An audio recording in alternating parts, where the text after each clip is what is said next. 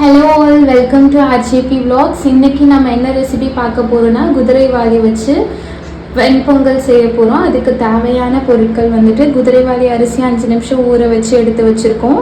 சிறுபருப்பு 1/2 class, அதையும் ஒரு 10 நிமிஷம் ஊற வச்சு நல்லா வாஷ் பண்ணி எடுத்துக்கிட்டோம். இஞ்சி 2 பூண்டு, 2 டீஸ்பூன் சீரகம், ஒரு கருவேப்பிலை இலை, அதுக்கப்புறம் வந்துட்டு மிளகு தேவைப்படும். ஓகே, நம்ம இப்போது எப்படி செய்யறதுன்னு பார்க்கலாம். அடுப்பை ஆன் பண்ணிக்கலாம். கடாய் நல்லா சூடாயிடுச்சு. கொஞ்சமாக ஆயில் ஊற்றிக்கலாம். எண்ணெய் நல்லா சூடாயிடுச்சு. இப்போ நம்ம வந்துட்டு கறி லீஃப் சேர்த்துக்கலாம். அதுக்கப்புறமா கொஞ்சமாக சீரகம், எடுத்து வச்சிருந்த சீரகம் போட்டுக்கலாம். 2 பூண்டு,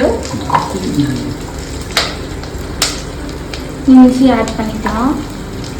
எல்லாத்தையும் சேர்த்து நல்லா வதக்கணும். எல்லாமே நல்லா வதங்கிருச்சு. இப்போ நம்ம வந்துட்டு 3 கிளாஸ் வாட்டர் ஆட் பண்ணிக்கலாம்.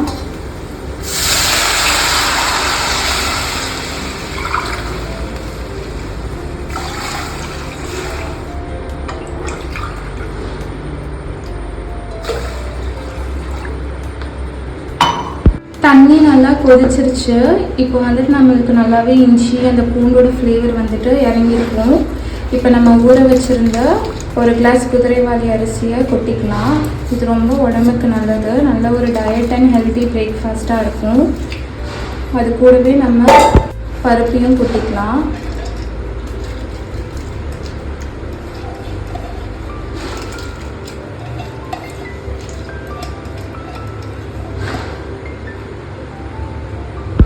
பருப்பு அரிசியெல்லாம் போட்டதுக்கப்புறம் 1/2 டீஸ்பூன் மஞ்சத்தூள் ஆட் பண்ணிக்கோங்க.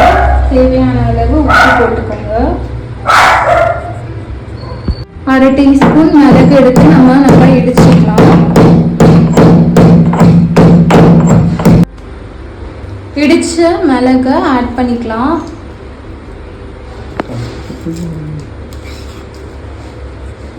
அரிசி நல்லா கொதிச்சதுக்கப்புறம் உங்களுக்கு வந்துட்டு உப்பு கரெக்டாக இருக்கான்னு பார்த்துக்கோங்க. பார்த்ததுக்கப்புறம் நம்ம குக்கரை வந்துட்டு மூடி 3 விசில் வைக்கணும். சுவையான குதிரைவாலி பொங்கல் ரெடி ஆகிடுச்சு.